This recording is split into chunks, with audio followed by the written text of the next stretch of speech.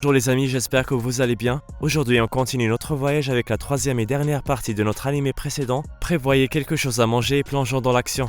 Comme on l'a vu la dernière fois, l'homme d'Ichijiko dépose Nanami en ville et il utilise sa magie pour voir les souvenirs des gens en établissant un contact visuel avec eux, à la recherche de Ryuta et des filles, et afin d'attirer leur attention, elle soulève sa jupe. Elle demande ensuite au garçon de l'emmener dans des endroits très fréquentés pour avoir plus de chance. Et en chemin, elle mange beaucoup de sucreries et explique que c'est nécessaire pour que la magie soit efficace. Alors qu'ils arrivent dans un supermarché, elle réussit à trouver une camarade de classe de Ryuta, Kika, et en établissant un contact visuel avec elle, elle lit dans son esprit et voit le garçon dans ses souvenirs. Elle s'adresse alors à l'homme et lui demande de la laisser sortir seule pour profiter de son temps. Alors elle le menace en disant qu'elle n'est pas seulement capable de voir les souvenirs, mais aussi d'en effacer et d'en donner de nouveaux. Elle lui fait comprendre qu'il a perdu la partie au moment où il l'a amené dans un endroit ouvert. Elle manipule alors quelques hommes et les oblige à le battre et à le forcer d'enlever ses lunettes. Et elle établit un contact visuel avec lui et efface ses derniers souvenirs, ce qui le rend incapable de la reconnaître. La fille est choquée après avoir vu ses souvenirs et pense sérieusement à ne pas retourner avec lui. Plus tard, elle manipule les souvenirs de Kika pour attirer Ryuta à elle et elle le rencontre au parc. Elle utilise son pouvoir de lecture de l'esprit pour savoir où se trouvent les filles, puis elle pointe son arme sur lui. Il réalise alors qu'elle est une sorcière et se couvre les yeux pour éviter le contact visuel. D'une manière ou d'une autre, il comprend sa capacité mais il lui demande de lui faire confiance et de se lier d'amitié avec lui. La fille lui demande de la laisser voir ses yeux pour s'assurer qu'il ne ment pas, mais dès qu'elle établit le contact visuel, elle trahit leur accord et efface tous ses souvenirs depuis le moment où il est né. Heureusement, la mémoire photogénique du garçon l'empêche d'effacer complètement ses souvenirs. Il se précipite donc à l'observatoire et raconte au fils ce qui s'est passé, et elle partage ce qu'elle savent sur cette sorcière et élabore un plan pour la combattre. Pendant ce temps, Nanami décide de passer sa journée en ville comme une fille normale sans utiliser la magie. Elle va voir son garde qui n'est même pas capable de se souvenir du but de ce voyage et lui demande de l'argent pour acheter des bonbons. Alors elle se rend en ville pour acheter le gâteau de ses rêves. Au café, elle semble heureuse d'être en vie et regrette les jours passés au labo, et se souvient de ce que Ryuta lui a dit à propos de devenir amie. Après cela, elle se rend au parc où elle se sent triste et seule, mais le trio arrive en portant des lunettes de soleil pour éviter le contact visuel avec elle. Elle se demande comment sa magie n'a pas fonctionné avec Ryuta, qui lui répond qu'il n'oublie jamais rien, puis il lui propose de l'aider de sortir du laboratoire. Nico s'approche innocemment d'elle et enlève ses lunettes pour montrer sa bonne intention. Mais la sorcière la manipule pour qu'elle se prenne à Ryuta et Takatori. Cependant, après avoir vérifié ses souvenirs, elle se rend compte que Nico est une bonne personne et elle veut l'aider pour de bon. Pendant ce temps, le laborantin a découvert la vérité et s'est rendu compte que Nanami a joué avec ses souvenirs. Kazumi contacte Ryuta et lui annonce que son oncle est arrivé à l'observatoire, ce qui lui remonte le moral et lui fait penser qu'il pourrait être la bonne personne pour retirer la balise implantée dans le cou de Nanami. Les enfants emmènent la sorcière à l'observatoire et le professeur analyse le tracker et apprend l'existence du bouton d'éjection. Il propose alors d'emmener Nanami dans son laboratoire pour effectuer des radiographies et analyser l'ensemble du mécanisme. Avant de partir au laboratoire, elle leur dit qu'elle n'a pas peur de mourir car la vraie mort c'est quand les gens l'oublient. Nico lui dit qu'ils ne l'oublieront jamais et qu'ils auront le cœur brisé si elle meurt. Dans une scène tellement émouvante, la jeune fille dit que c'est le plus beau jour de sa vie. Mais son bonheur prend fin lorsque le laborantin appuie à distance sur le bouton d'éjection et que la jeune fille commence à fondre devant eux. Cependant, avant de mourir, elle efface tous les souvenirs d'elle de l'esprit des filles et seule Ryuta se souvient d'elle. Elle s'effondre en pleurant après avoir réalisé qu'elle a ignoré ses sentiments et son souhait d'avoir des amis qui se souviennent d'elle après sa mort, et a choisi plutôt d'empêcher Nico et les autres de faire leur deuil. Elle lui apparaît alors sous forme d'un fantôme et lui dit qu'elle s'est insérée dans ses souvenirs. Puis elle lui explique que sa connaissance du secret du laboratoire est limitée, mais qu'elle lui transfère toutes ses connaissances. Le lendemain, Ryuta et les filles sont en train d'étudier pour leur examen, mais Kazumi dit que ça ne vaut pas la peine parce qu'ils n'auront bientôt plus de gélules et qu'ils mourront tous. Ryuta promet de leur donner plus de gélules avant la fin de leur stock, les motive à étudier et leur promet de les amener voir l'océan si elles réussissent les prochains examens. Pendant ce temps, au laboratoire secret, Ichijiko informe ses chefs que Nanami a échoué dans sa mission et que leur dernière solution pour attraper les sorcières est d'envoyer Valkyria sur le terrain. La magicienne du rang 1 est la plus puissante du laboratoire et la seule capable à utiliser 8 types de magie différents. Pendant ce temps, Valkyria trahit ses compagnons dans une montagne lointaine et réussit à s'échapper. Sur son chemin, elle rencontre un groupe de policiers enquêtant sur un homicide à proximité et elle refuse de coopérer. Au lieu de cela, elle utilise sa magie pour faire sauter toute la zone en provoquant une énorme explosion. L'une de ses compagnes, une sorcière nommée Hatsuna, se remet de ses blessures grâce à sa capacité de régénération et remarque la balise sur le sol. Elle échappe donc à la police et se dirige directement vers l'observatoire où les 3 autres sorcières sont rassemblées avec Ryuta. En entrant, elle est surprise de voir les élèves nager dans leur sang, mais Kazumi lui révèle qu'ils ne font que jouer la comédie et simuler leur mort pour que Valkyria ne les découvre pas. La nouvelle fille leur explique qu'elle a été envoyée avec la magicienne la plus puissante dans une mission pour récupérer la sorcière numéro 1107 mais qu'elle les a trahis et s'est enfuie ailleurs. Les filles sont très heureuses de rencontrer l'une de leurs amies du laboratoire et lui montrent l'endroit. Plus tard, elle grimpe sur une autre tour dans l'espoir d'avoir une bonne vue de la région. Mais elle a peur de descendre et Ryuta entend sa voix demandant l'aide, alors elle se précipite vers elle.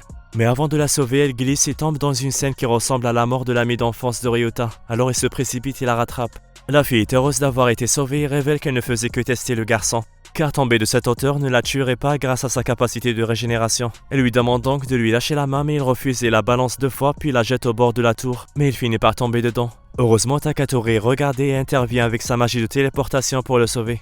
Le lendemain, Kogoro appelle Ryuta dans son bureau et lui dit qu'il a été témoin de la mort de Nanami parce qu'il n'a pas eu de contact visuel avec elle. Il lui explique que la raison pour laquelle les sorcières fondent est due à la formation dans leur corps d'une enzyme digestive appelée protease et que les gélules pourraient avoir l'effet de neutraliser l'enzyme. Donc en se basant sur cette théorie, la production des gélules va s'accélérer mais cela prendra encore un mois, ce qui n'est pas assez rapide. Après cela, on apprend qu'Ishijiko était le camarade de classe de Kogoro et que c'est lui qui a écrit sur la protease dans sa thèse et sait donc exactement comment s'y prendre.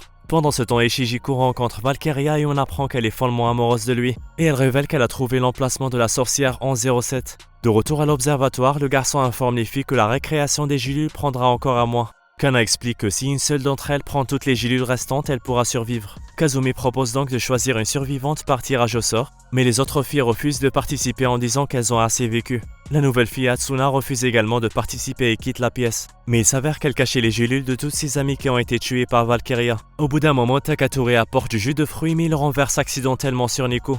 Kazumi s'empresse d'enlever la chemise de Nico dévoilant ses grains de beauté, et Ryuta réalise qu'il s'agit de sa vieille amie Koroniko. Le garçon n'en croit pas ses yeux et se met à pleurer. Il lui explique tout et lui promet de lui raconter tout ce qu'ils ont vécu dans leur enfance. Mais soudain Valkyria arrive ainsi que son laborantin. Valkyria ressemble exactement à Nico mais avec des cheveux gris. Et contrairement à ce qu'en pensait, le numéro 1107 semble être Takatori.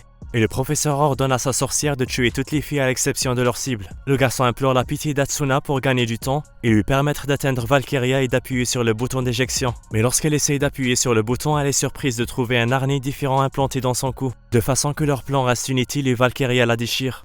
La sorcière démoniaque hésite à tuer Nico, mais ne peut résister aux ordres de son maître. Les filles tentent de se défendre en utilisant leur pouvoir et au milieu de ce combat, Ryuta tente de sauver Nico du tir de Valkyria mais il est gravement blessé.